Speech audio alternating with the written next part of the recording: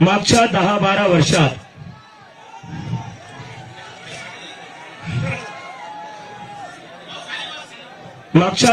वर्षात आपल्या देशात जे राजकारण चालू आहे, जी पॉलिटिक्स चालू आहे, त्याच्यामुळे आपलं काय नुकसान होते हे आज आपल्याला समजते. 10-12 वर्षापासून देशात नुसतं हिंदू मुसलमान चालू आहे. याच्यानी हे करता काय?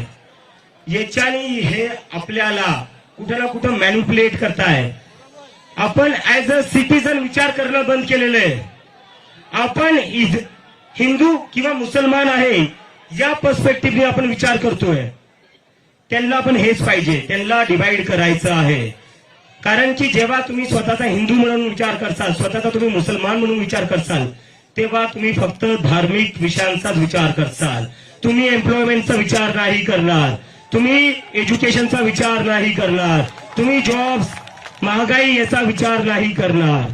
तर हे लोक 10 वर्षात त्या गोष्टीत सक्सेसफुल झालेले आहेत. पण आता तुम्ही सगळे लोक इथं जमलेले आहेत, ही आपल्या सगळ्यांची जिम्मेदारी आहे की या देशात याच्या पुढे हिंदू मुस्लिमची राजनीती नाही चालणार. हिंदू मुस्लिम की राजनीति नहीं चलेगी, नहीं चलेगी, नहीं चलेगी. हिंदू मुस्लिम की राजनीति, हिंदू मुस्लिम की राजनीति नहीं चलेगी, नहीं चलेगी, हिंदू मुस्लिम की राजनीति नहीं चलेगी, नहीं चलेगी. कुठं ना कुठं आपण विचार केला पाहिजे. ज्या हिंदू मुस्लिमच्या राजकारणाने आपल्याला दिलं काय? आज देशात 40 वर्षात सगळ्यात जास्त अनएम्प्लॉयमेंट आहे. कशामुळं? कारण की नुसतं हिंदू मुस्लिम मध्ये अडकून ठेवले, फसवून ठेवले आपल्याला. काय चालू आहे आपल्या देशात? हिंदू मुस्लिम चालू आहे, त्याच्यात आपल्याला भेटतं काय? रस्त्यावर खड्डे भेटतायत.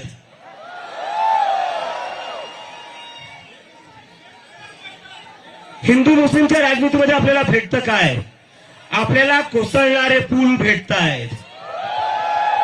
त्याच्यात हिंदूही मरतायत, त्याच्यात मुसलमानही मरतायत.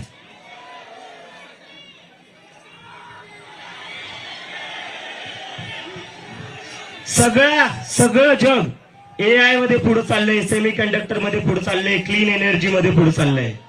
आणि आपण काय करतोय? हिंदू मुस्लिम धार्मिक ध्रुवीकरण.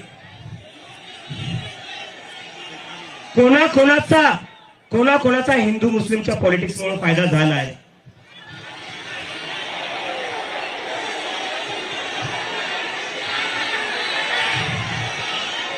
रंग दिला तर फक्त आता इथं घोषणा देऊन चालणार नाही. मला तुमच्या सगळ्यांकडून कमिटमेंट पाहिजे. यानंतर कोणीही हिंदू मुस्लिमच्या पॉलिटिक्स मध्ये अजिबात एंगेज करणार नाही.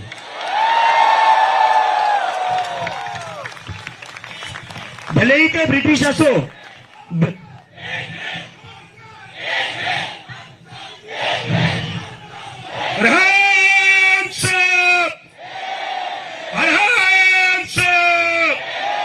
हिंदू मुस्लिम नहीं चलेगा,